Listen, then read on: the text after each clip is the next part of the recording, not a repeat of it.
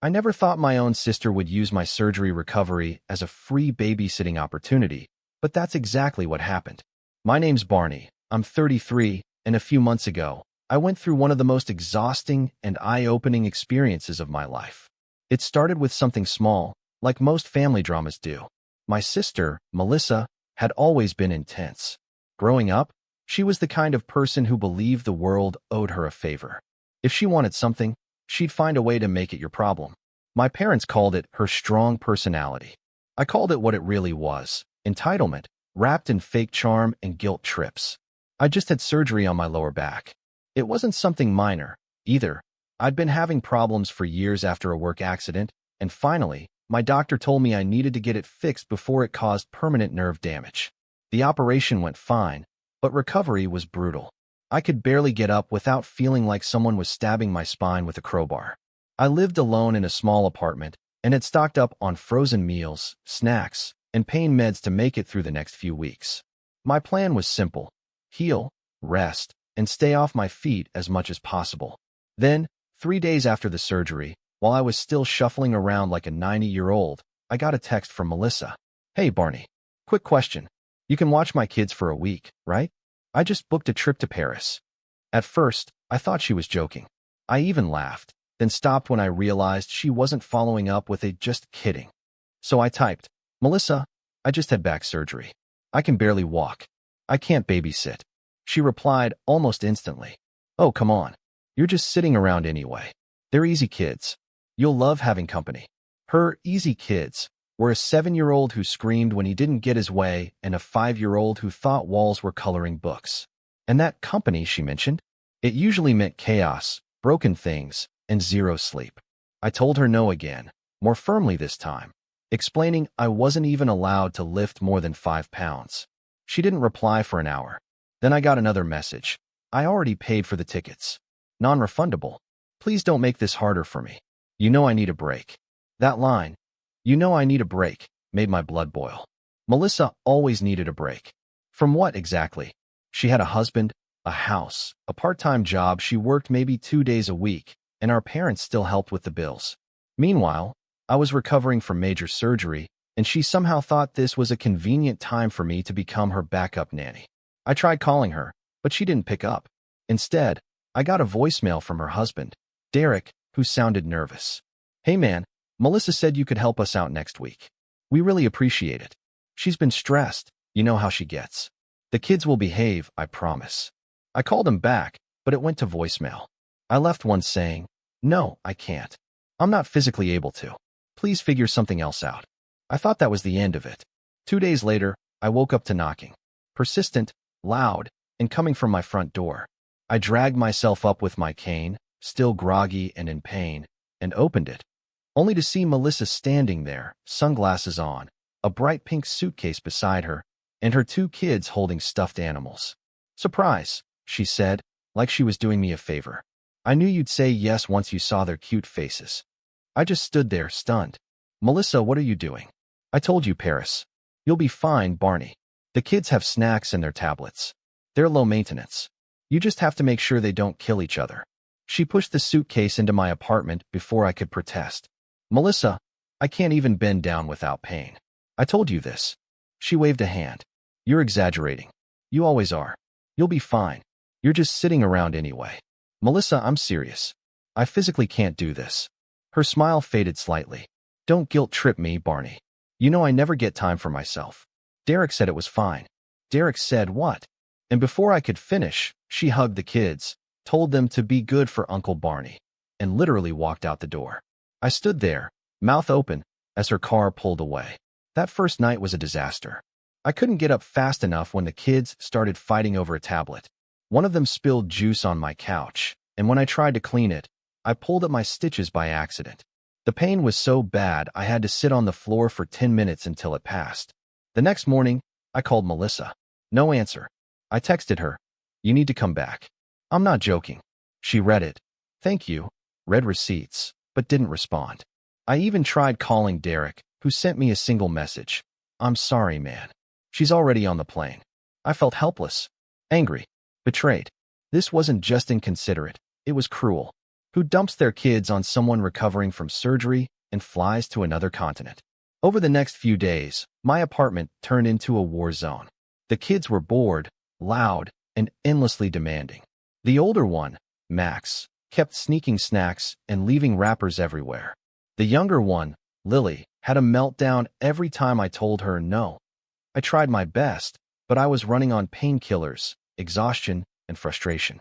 One night, around 3 a.m., I woke up to the sound of something crashing in the kitchen. Max had tried to climb onto the counter to get cookies and knocked over a glass. I yelled, not because I was angry at him, but because the noise scared me so badly my back spasmed. I had to sit there, gripping the edge of the couch, while he stared at me with wide eyes. I felt terrible afterward. I wasn't mad at the kid. This was all Melissa's fault.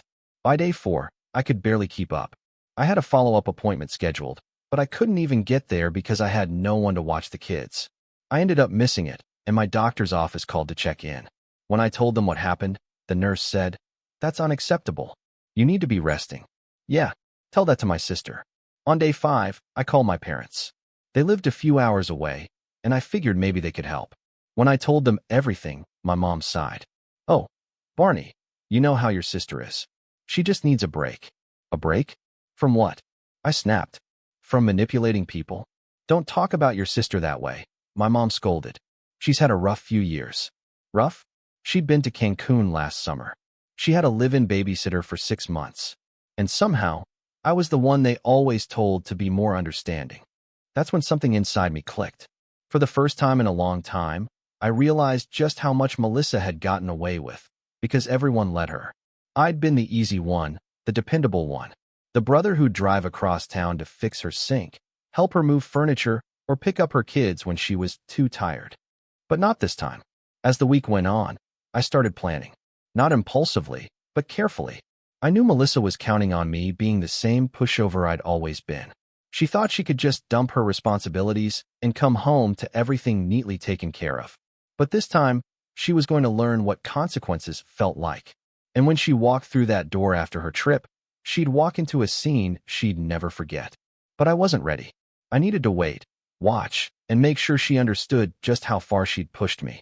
Because if she wanted to treat me like a doormat, she was about to find out that even doormats can flip over. By the 3rd day, I'd stopped trying to rationalize anything Melissa did. Every time I picked up my phone and saw a new photo of her smiling in front of the Eiffel Tower or sipping wine by the Seine, my stomach turned. Meanwhile, I was here, lying on a heating pad, praying the painkillers would kick in while her kids argued over which cartoon to watch. At first, I told myself to just endure it until she got back. But as the days went on, something shifted. It wasn't just the physical pain. It was the quiet realization that this had always been my role in the family. The one who picked up the slack. The one who forgave. The one who got the short end of the stick, smiled, and said, "It's fine." Melissa had always been that way, even when we were kids. I remember once in high school when she borrowed my car for a quick errand and returned it 2 days later with an empty tank and a dent in the bumper. She cried, told my parents it was an accident, and somehow I ended up apologizing for overreacting. That's the kind of dynamic we had. And our parents, well, they never saw it. Or maybe they did and just didn't want to deal with the drama. Now, here I was again, barely able to walk, and Melissa had dumped her life on me without a second thought. And what made it worse was the silence. No check-ins, no messages asking how I was doing. Just a few social media posts of her finally living life again. I wasn't even mad at her kids. They were just being kids. I was furious at her. It was late afternoon when my phone rang again. I picked it up, hoping maybe she was finally calling to apologize. But no, it was Mom. "Barney," she said in that tone that always meant I was about to be guilt-tripped. "I heard from Melissa that you were being difficult." I almost dropped the phone. Difficult? I'm recovering from surgery, and she abandoned her kids here. What exactly am I being difficult about? Mom sighed like I was missing something obvious. "You know how your sister gets. She's under a lot of stress. Derek's been working extra hours, and she needed some time for herself. Can't you just make it work? It's only a few more days." I clenched my jaw. "Mom, I'm not a daycare center. I'm on medication strong enough to make me dizzy half the day. I could fall and hurt myself trying to take care of them." "Oh, Barney," she said softly, "you always exaggerate things. You were walking fine the last time I saw you. That was before they cut into my spine, Mom. I snapped. There was a pause. You don't have to raise your voice, she said coldly. I just thought you'd want to help your sister. Family looks out for each other.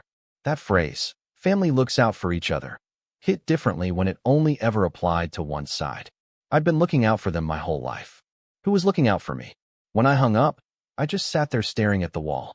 My head was pounding, my back ached, and my apartment looked like a storm had torn through it. There were cereal crumbs in the carpet, toys scattered everywhere, and the faint smell of grape juice that I'd already tried scrubbing out twice.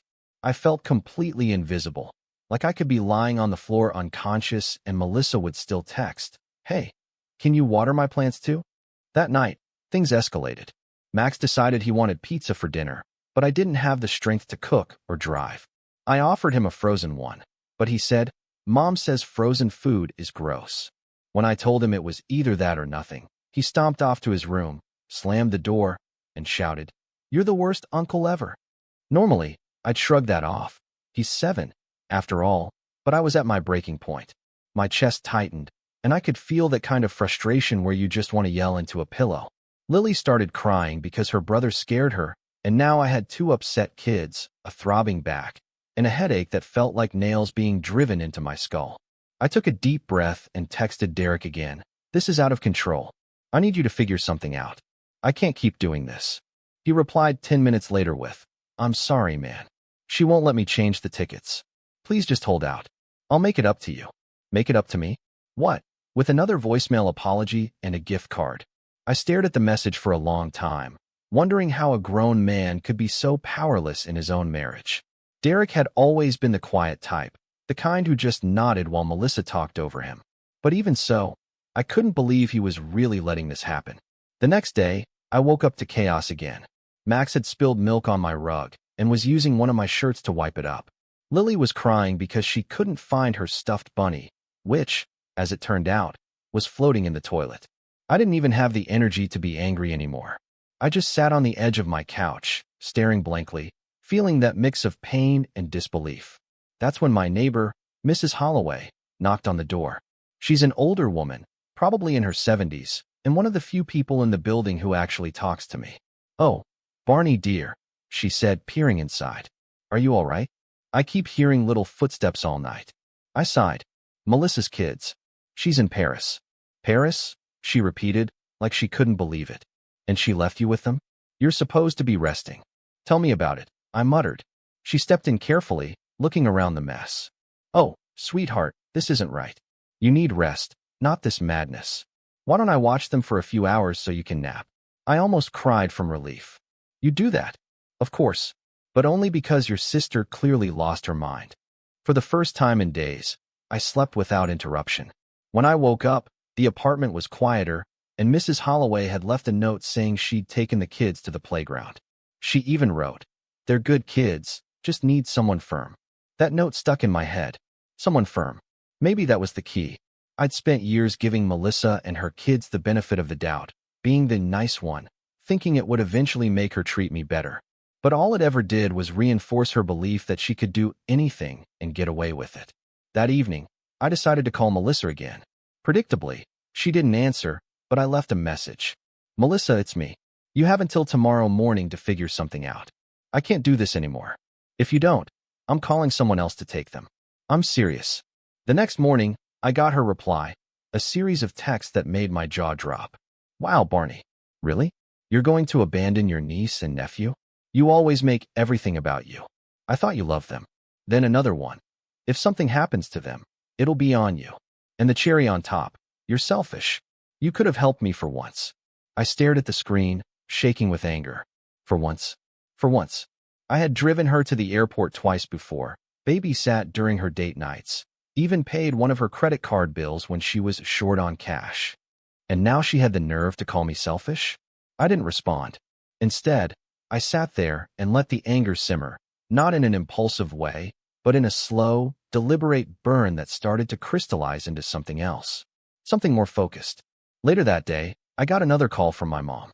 "Barney, your sister says you're threatening to abandon the kids," she said, sounding horrified. "Threatening? No, just telling the truth. I can't take care of them." Barney, please don't make this worse. Melissa's very upset. You know she's sensitive. Sensitive? She's sipping wine in Paris while I'm on painkillers trying to stop her son from sticking forks in electrical sockets. Don't exaggerate, Mom said again. That word. Exaggerate. She said it like a reflex, every time I tried to explain how bad things really were. I felt something inside me snap, not in a loud or dramatic way, but quietly, like a final click of realization. They were never going to take my side. Not once. Because in their eyes, Melissa was the one who needed to be protected, coddled, and excused. I was just the fallback plan. After that call, I stopped trying to convince anyone. I knew I'd have to handle this myself. But instead of reacting in anger, I decided to wait. I wanted Melissa to walk into the mess she'd created. I wanted her to feel the weight of her own decisions. For the next 2 days, I did only what was necessary. I fed the kids, kept them safe, and made sure the place didn't burn down. But I stopped cleaning up after them. Stopped picking up toys or wiping every spill. Stopped pretending everything was fine. I let the natural consequences of neglect pile up, slowly, quietly.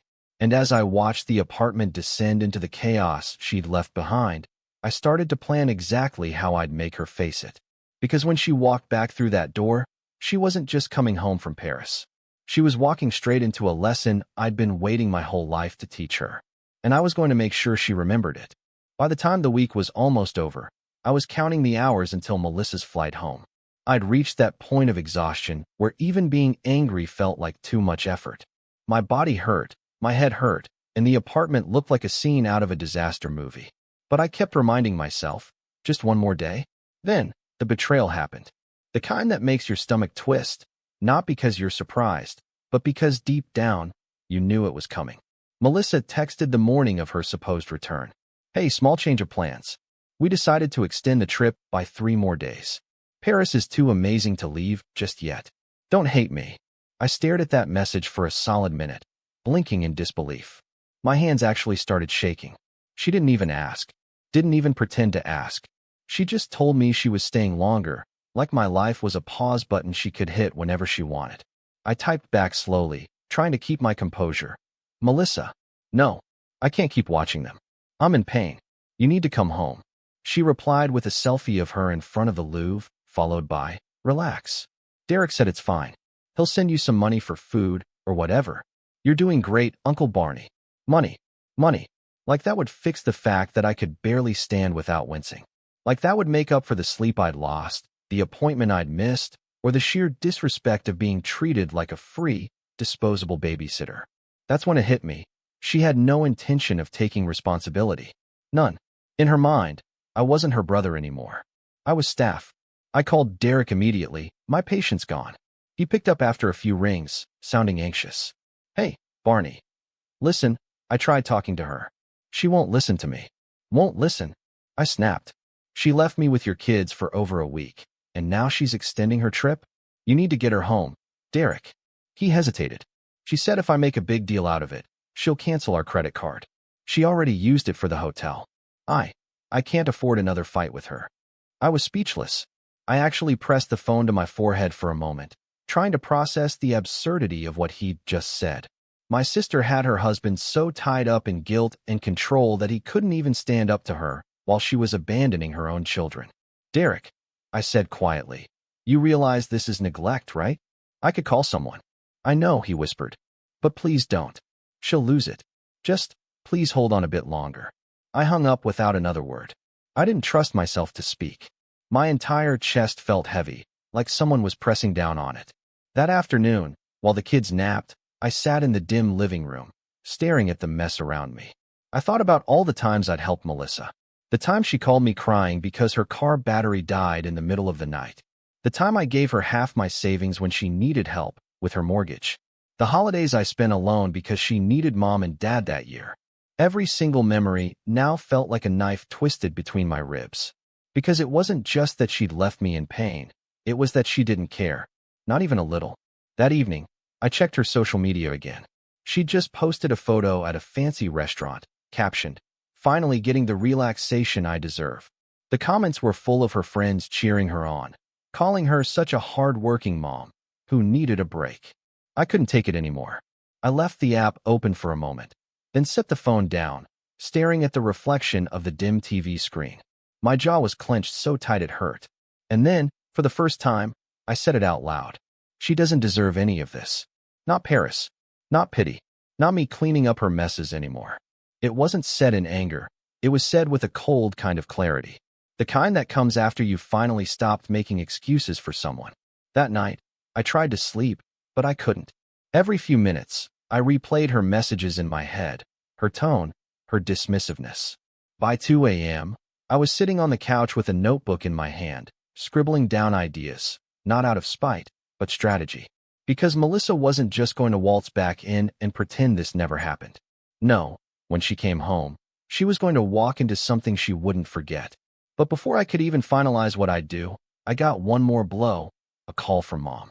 "Barney," she said sternly, "your sister told me you threatened to call social services. Is that true?" I hesitated. I said I might, because she abandoned her kids. Mom's voice sharpened. "Don't you dare, Barney. That would destroy her reputation. You'd be tearing this family apart over a little misunderstanding." "A little misunderstanding?" I repeated slowly. "Mom, she left her kids with someone on medical leave and ran off to Paris. She just needed time. You've always been so dramatic." That word again. Dramatic. I closed my eyes, trying to steady my breathing. So if I collapsed here from pain, would that still be dramatic? Stop being ridiculous. You always make yourself the victim. And that was it. The moment the last string of trust snapped. The moment I realized it wasn't just Melissa who didn't value me. It was my entire family dynamic. They'd rather protect her comfort than acknowledge my pain. When the call ended, I sat in silence for a long while. The kids were asleep, the apartment dark except for the faint light from the street. My back throbbed, but I barely noticed. I was too focused. That was the night I stopped being the forgiving brother. I wasn't sure how yet, but when Melissa came home from Paris, she was going to see what happened when the person she underestimated finally stopped playing nice. The next morning started like every other, quiet at first, then loud enough to make my head pound. The kids woke up arguing over cereal again. I moved slower than usual. Every motion sent a dull ache down my back. I caught my reflection in the kitchen window and barely recognized myself. My eyes were sunken, and I looked like I hadn't slept in weeks. Because I hadn't. I didn't say much to them that morning. I just went through the motions. Made breakfast, picked up spilled milk, cleaned what I could, and then sat on the couch to catch my breath. The pain had gotten worse since the surgery. I was supposed to be resting, walking a little each day, building up strength, but instead, I was limping around, picking up toys and carrying plates I wasn't supposed to touch. Every night, I went to bed feeling like my body was made of fire, and every morning I woke up with the same thought running through my head. She doesn't care. She really doesn't care. Melissa hadn't called once since she'd extended her trip. Not one check-in. No questions about how I was managing, how my recovery was going, or whether I needed anything. The only texts I got were shallow updates, photos of her sightseeing, captions like "dream come true," or "finally living my best life." The more she posted, the more I realized she wasn't just selfish, she was proud of it. And maybe that was what broke me a little. Not the exhaustion or the pain, but the sheer indifference. I wasn't her brother anymore. I was just a convenient, disposable favor. That night, I couldn't sleep again. I tried lying flat, then on my side, then with a pillow under my knees like the doctor suggested, but nothing helped. Around 3 a.m., I gave up and shuffled to the kitchen, grabbing a glass of water. The apartment was quiet, except for the sound of the refrigerator humming. And in that silence, I felt something I hadn't felt in years, completely alone. I thought about calling someone, anyone, just to talk. But who? My friends had their own lives. My parents were clearly on Melissa's side, and my sister, the person who should have cared the most, was off drinking wine in a foreign country. That's when it hit me. This wasn't just about babysitting. This was about years of letting people cross my boundaries. Years of letting Melissa take advantage of my kindness. Years of letting my parents guilt me into silence. I sat there for a long time, staring at the dark window. And I decided something. I wasn't going to yell. I wasn't going to beg for respect. I wasn't even going to argue anymore. I was done with all of it. The next morning, I started taking small steps, literally and figuratively. I made myself get dressed properly, even though my back screamed at me. I wrote down a list of everything Melissa had done, the days, The calls, the texts, every message, every ignored plea. I didn't know exactly what I'd do with it yet, but I knew it mattered. That list became something of an anchor for me, a way to keep my head straight. Every time I felt angry or hopeless, I'd add another detail. Day 9, she still hasn't called. Day 10, Mom said I'm being dramatic again. It sounds silly, but writing it down gave me a sense of control. For once, I was keeping score. The kids noticed something was off, too. I wasn't yelling, wasn't sighing as much. I was just quiet. And weirdly, that made them behave a little better. Maybe they sensed it, the exhaustion, the tension. One night, Max even sat next to me and said, "Mom always says you're the nice uncle." I smiled faintly. She says that. Yeah. She said you never say no to her. That one sentence landed like a punch to the chest. You never say no to her. It explained everything. The guilt trips, the manipulation, the way she always assumed I'd bend. I taught her that I'd never say no. Later that evening, after putting them to bed, I went online and looked at my messages again. I read through everything, from her first text about Paris to her smug, "Don't hate me" update. And for the first time, I didn't feel helpless. I felt clear. Every lie, every guilt trip, every manipulation, it was all there in writing. I realized something else too. Melissa wasn't the only one who needed to learn a lesson. My parents did too. For years they'd brushed off her behavior, telling me to be patient and not make things worse. But this wasn't patience. It was submission disguised as peacekeeping. So I started documenting everything. Screenshots, timestamps, even photos of my medication and my doctor's instructions about no lifting or bending. I wasn't planning revenge out of pettiness. I was preparing for accountability. Still, that didn't make the days any easier. I was physically falling apart. The pain was worse than before the surgery. The doctor's office kept calling to reschedule the appointment I'd missed, but I didn't have the energy to explain. The kids were starting to ask when their mom was coming home, and I didn't know what to tell them. By day 11, I was running on fumes. My back was swollen, I was dizzy most of the time, and the house smelled like old food and spilled juice no matter how many times I cleaned. I'd stopped cooking entirely and just gave the kids simple snacks. One afternoon, I nearly fell trying to pick up a spilled box of crayons. My knees gave out, and I landed hard, catching myself against the couch. It scared me. Not just the pain, but the realization that if I actually got hurt again, no one would even know for days. That night, I texted Derek again, short and blunt. "If Melissa doesn't come home tomorrow, I'm calling child services. I'm done." He didn't respond right away. But about an hour later, I saw the 3 dots typing, and then they vanished. I waited. 5 minutes. 10. Nothing. Finally, at midnight, he replied, "Please don't do that. She'll never forgive me." I stared at the message and felt something break completely. She'll never forgive me. Not, she'll never forgive herself. Not, you're right, I'll fix this. Just fear. Fear of her wrath. I realized then that Derek wasn't a coward. He was a prisoner. Just like I'd been for years, trapped by guilt and obligation. That was when I decided I wouldn't be trapped anymore. The next morning, I called the airline Melissa had used. Her ticket confirmation was in one of her texts. I pretended to be her, explaining that I needed to check on a reservation. The agent confirmed her flight details. She wasn't coming home that day. She'd extended her stay for an extra 5 nights. 5 more nights. That was it. That was my limit. I hung up and sat there in silence for a long time. The kids were in the other room watching TV, oblivious. And as I listened to their laughter, something inside me settled. Not anger this time, but resolve. I wasn't going to yell or threaten anymore. I was done begging her to care. But I was going to make sure that when she finally walked through that door, she'd be forced to look at what she'd done. I started small, cleaning up the apartment, not to make it spotless, but to make it presentable. I packed her kids' things neatly into bags. Their toys, clothes, snacks. I placed everything by the door. Then I sat down with a notebook and wrote out a message to her. Calm, detailed, factual. No emotion, just truth. I wasn't sure yet what I'd do when she got back. Whether I'd confront her quietly or let her find out another way. But I knew one thing for certain. I was never going to let her put me in this position again. That night, for the first time since the surgery, I slept.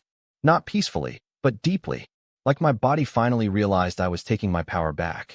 I didn't know it yet, but that calm was the eye of the storm. Because when Melissa finally came home from Paris, she didn't walk into an apology. She walked into a reckoning. When Melissa finally came back from Paris, I didn't open the door right away. I heard her before I saw her, her voice echoing down the hallway, that same high-pitched tone she used when she wanted to sound cheerful, but in control. "Kids, Mommy's home," she sang, dragging her suitcase behind her like she'd just returned from a business trip instead of a self-indulgent vacation that left me half-broken. She knocked, then banged. "Barney? Come on, open up. I'm back." I took a slow breath, making sure my face showed nothing. No anger, no pain, no exhaustion. When I finally opened the door, she was standing there in a wide-brimmed hat and sunglasses, looking like she'd stepped straight out of a travel magazine. She smelled faintly of perfume and airport coffee. "Oh my gosh," she said, sweeping past me like she owned the place. "You have no idea what Paris was like. Life-changing. I can't even describe it." I just stood there while she knelt down to hug her kids. They clung to her for a moment, then quickly pulled away to show her something on their tablets. Melissa smiled like she was the hero returning from war. "Ah, you missed me so much, didn't you?" "Yeah," Max said flatly. "Uncle Barney said you weren't coming back." Her smile froze for half a second, then returned. "Oh, he was just joking, sweetie." I stayed silent, watching her take in the state of the apartment. It wasn't trashed, but it wasn't clean either, just enough to show the reality of what she'd left behind. A mountain of laundry, half-empty cereal boxes, toys scattered in corners. Melissa frowned slightly. "Wow, you really let the place go, huh?" That was it. No apology. No thank you. Just a comment about the mess she caused. Something in me shifted then. The old version of me would have made excuses, maybe even apologized. But not this time. I just looked at her calmly and said, "You owe me $1,200. She blinked. "What?" "That's what it cost me to miss work, reschedule my appointment, pay for groceries, and cover your kids while I was recovering from surgery." I documented everything. I handed her a neatly printed sheet I'd made the night before. Dates, times, receipts, and a total at the bottom. She laughed at first, like it was a joke. "Barney, come on. You're being ridiculous. Family doesn't charge family." "You're right," I said evenly. "Family doesn't abandon someone right after spinal surgery either." Her face hardened. "You're being dramatic again. I thought you'd understand how much I needed this.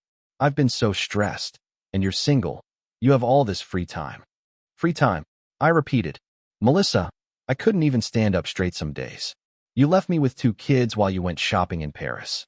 Her tone snapped. "You don't get it. I needed to clear my head. And it's not like the kids were hurt. You always overreact to everything." I felt it then, this strange calm wash over me. Her words no longer stung. They just confirmed what I already knew. "I'm not arguing with you," I said quietly. "You can pay me back or deal with it another way. But either way, we're done. Don't ever ask me for help again." She rolled her eyes. "Wow, so dramatic. You're seriously going to hold this over my head?" "No," I said, stepping aside so she could gather her things. "I'm just done pretending we're close." And with that, I walked back to my room, leaving her standing there speechless for the first time in her life. That night, after they left, the apartment was quiet again. Completely still. I could finally breathe. For the first time in weeks, I didn't feel guilty. I didn't feel obligated. I just felt free. The next few months were rough, but they were mine. I focused on recovering properly.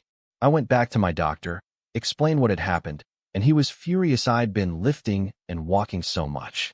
He adjusted my medication, gave me a new physical therapy plan, and told me to take things slow. I did, and it worked. My body healed faster than expected. By spring, I was walking normally again, and by summer, I was back to work, stronger, more focused, and with a very different attitude. Something else happened too. I started setting boundaries. Real ones. When my parents called to ask if I'd make peace with Melissa, I said no. When they tried to guilt me with "she's still your sister," I said, "and I'm still her brother," but she forgot that first. That shut them up. For once, I didn't care about being the good son. I cared about being free. The more distance I put between myself and that toxic family dynamic, the more I realized how much space it had taken up in my life. I started saying yes to myself for a change. I started going out more, meeting new people, even taking small weekend trips. My life slowly began to feel like mine again. Meanwhile, Melissa's perfect little world started to crack. Derek called me once, nervously, as usual, to say they were having money problems. Apparently, Melissa had overspent in Paris. Big surprise. She'd been posting pictures of luxury shopping bags, fancy meals, private tours, all of it on their joint credit card. Now, she was scrambling to pay it off. I didn't gloat, but I won't lie, it felt satisfying to hear. Especially when he said, "She's been really different lately. Short-tempered. The kids mentioned how much fun they had with you, though. She didn't like that." Oh, I bet she didn't. One evening, a few weeks later, I got a message from her. Short. Cold. "Can you watch the kids this weekend? We're going out of town for Derek's work." I looked at the message for a long time, then simply replied, "No." Her response came instantly. "Why not?" I typed, "Because I said no. Remember? We're done." I could almost feel her frustration through the screen. For once, she wasn't getting her way. She sent a long paragraph about how ungrateful I was and how I'd changed. I didn't even read the whole thing. I just blocked her number. And let me tell you, that moment felt better than any revenge I could have planned. But here's the thing about standing up for yourself, it changes everything. People start seeing you differently. My parents eventually stopped trying to mediate. Derek stopped calling, probably too embarrassed. And I started building something better. By fall, I'd gotten a promotion at work. I was managing a new team, earning more than ever, and had finally saved enough to move to a new apartment. A bigger place, in a quieter neighborhood. It felt like a clean slate. Sometimes, when I unpacked or rearranged furniture, I'd think about how far I'd come. From lying helpless on a couch with 2 screaming kids to standing tall in my own home, debt-free, drama-free, and, most importantly, at peace. I wasn't bitter anymore. I was done carrying resentment for people who'd never carry anything for me. Still, every so often, I'd hear something about Melissa from someone, usually through Mom. "She's been having a rough time," Mom would say. "Things aren't easy for her right now." And I'd smile politely and say, "I'm sure they aren't." Because deep down, I knew karma wasn't done with her yet. And when it finally came around, I wasn't going to interfere. I'd just sit back, quietly, watching her world unravel, knowing I didn't have to lift a finger this time. Because sometimes, the best revenge isn't loud. It's living well enough that the people who wronged you have to watch from below. When I started writing everything down, I didn't imagine I'd actually use it as a weapon. I just needed the list to stop feeling like a broken record playing in my head. But once I had dates, screenshots, receipts, doctor's notes, and a timeline that made sense, it stopped being just a diary of hurt and started looking like a dossier. And dossiers do things, quiet, practical things that flip a table without anyone having to scream. First, I did the obvious. I kept healing. I went to PT, I followed doctor's orders, and I rebuilt my strength because there's nothing more useless in a fight than being incapacitated. While I did that, I quietly used the one resource Melissa had never bothered to check: paperwork. Flight confirmations showing she extended her stay, receipts proving she didn't need a break. She wanted luxury. Screenshots of her telling me to chill, next to photos of a private tour. The nurse's note that I'd missed a follow-up because I had no ride. The invoice from the groceries I bought because her kids wouldn't eat anything else. Everything was neat, time-stamped, and unemotional. No melodrama. Just numbers and dates. Then I started to think like someone who actually wants a result.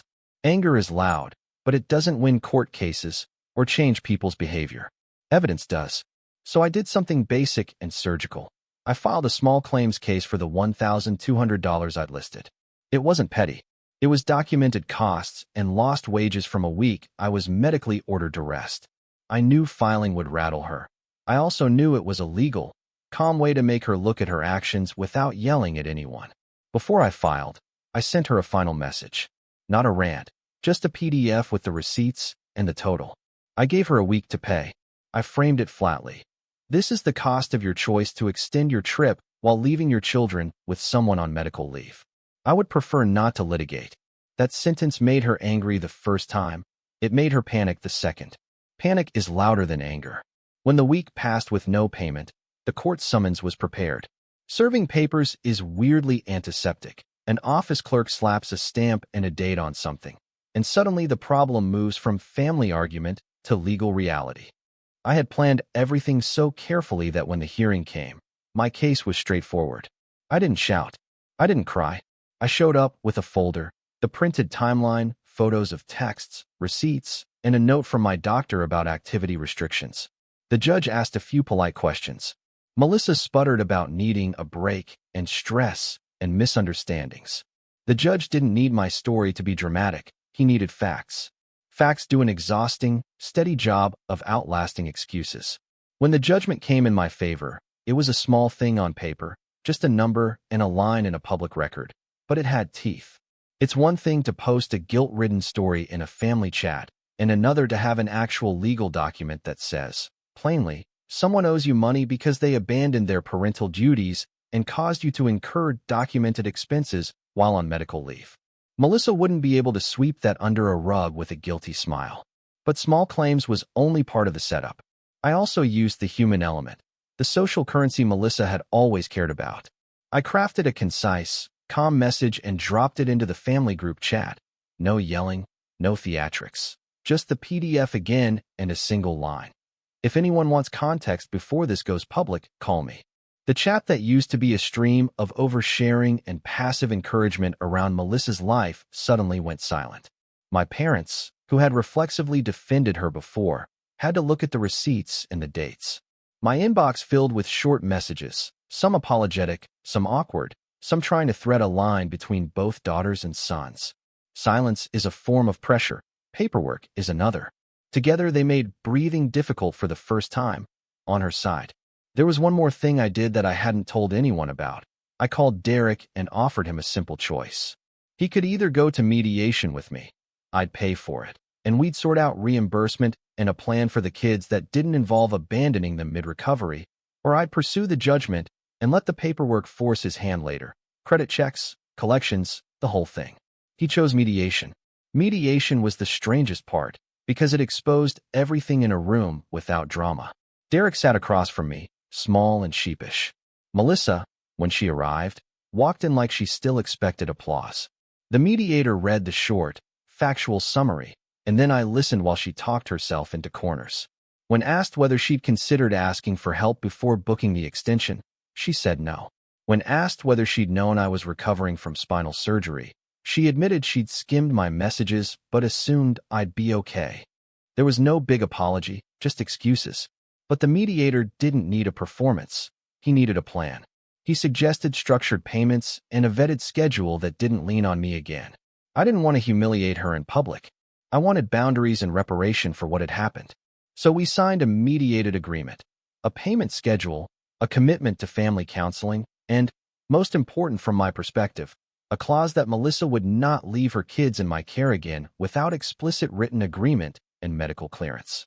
That clause felt like a small triumph. It was a protection order for the future, domestic and mundane, and probably the thing that mattered most. When she balked at the payment schedule, I activated the judgment. Banks and bills are better at creating consequences than family lectures. Suddenly, Melissa's frantic social posts quieted. The same friends who had praised her Paris trip started asking questions in comment threads about how she planned to pay off overspending. Derek started facing financial reality too. They argued more at home, and for the first time, the picture she'd painted for the world didn't match their bank statements. I'll be honest, it felt good. It felt surgical and clean.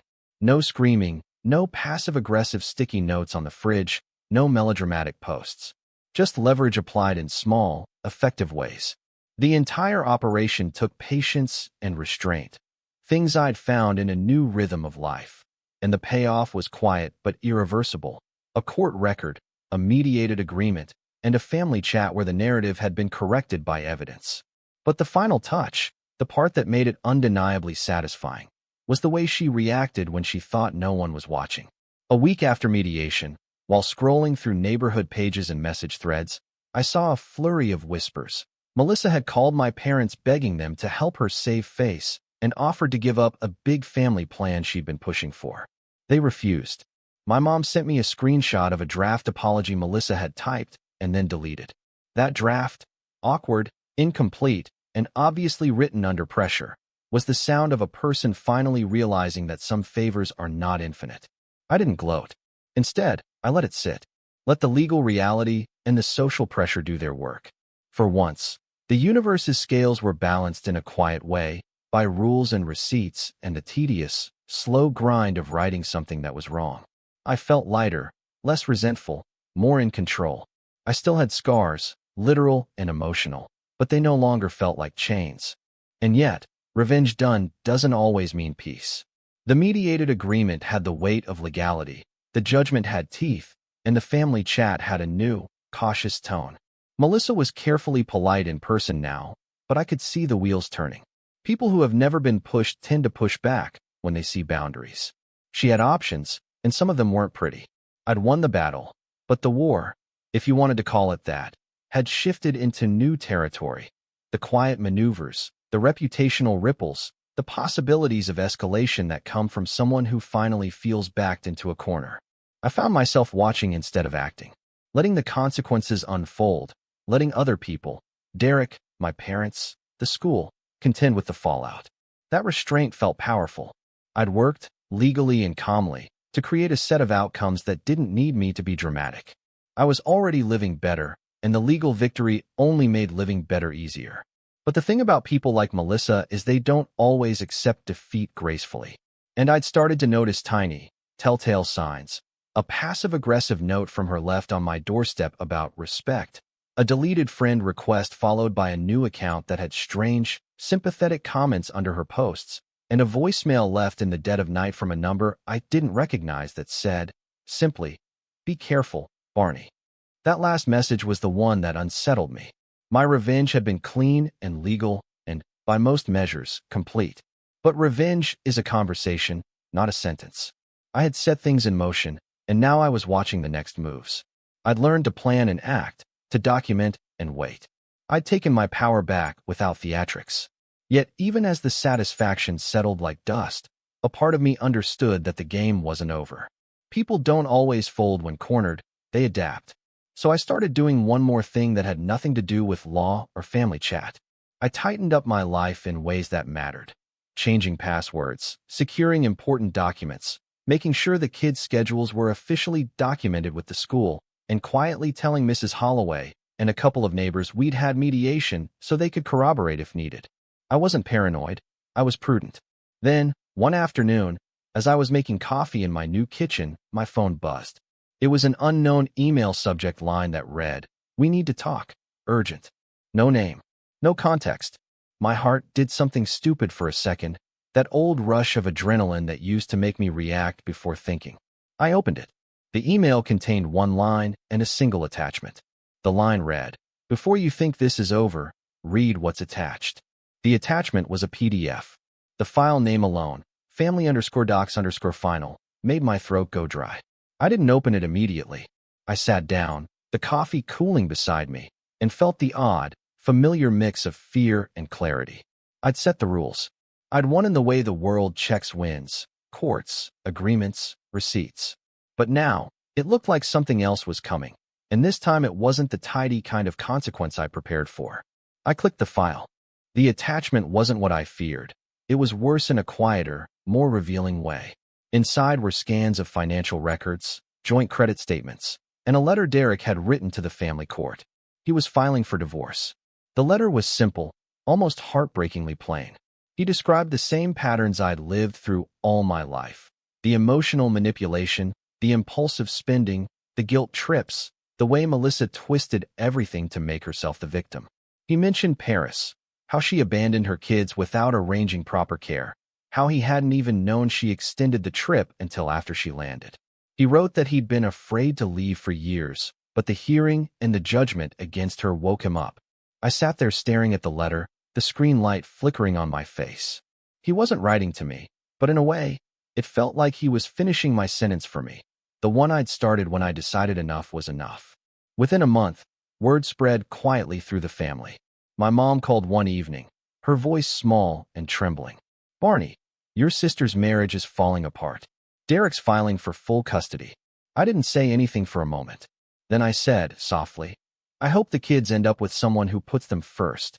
"She's devastated," Mom murmured. "She says everyone turned against her." "Everyone didn't turn against her," I said. "They just stopped covering for her." There was a pause.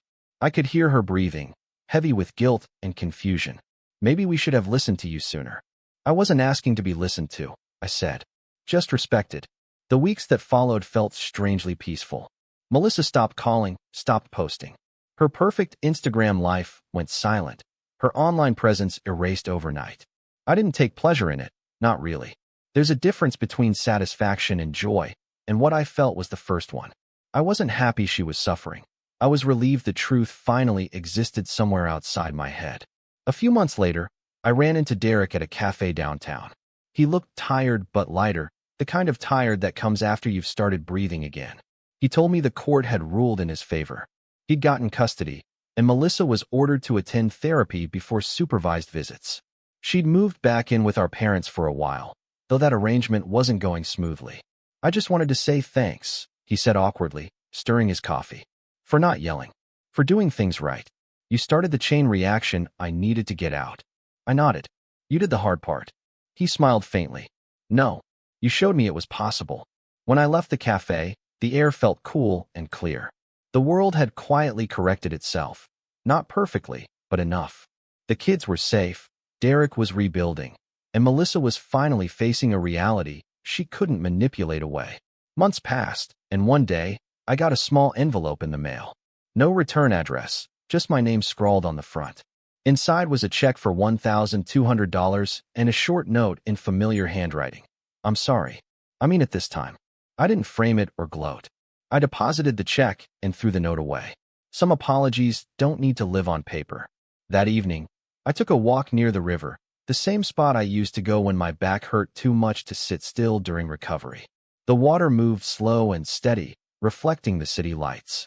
I thought about everything that had happened, the surgery, the chaos, the silence, the slow rise out of it all, and I realized I didn't hate Melissa. I didn't even pity her. I just let go.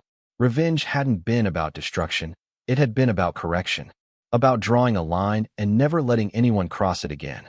As I stood there, the cool breeze against my face, I smiled to myself.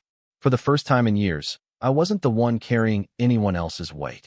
And that, I realized, was the best revenge of all.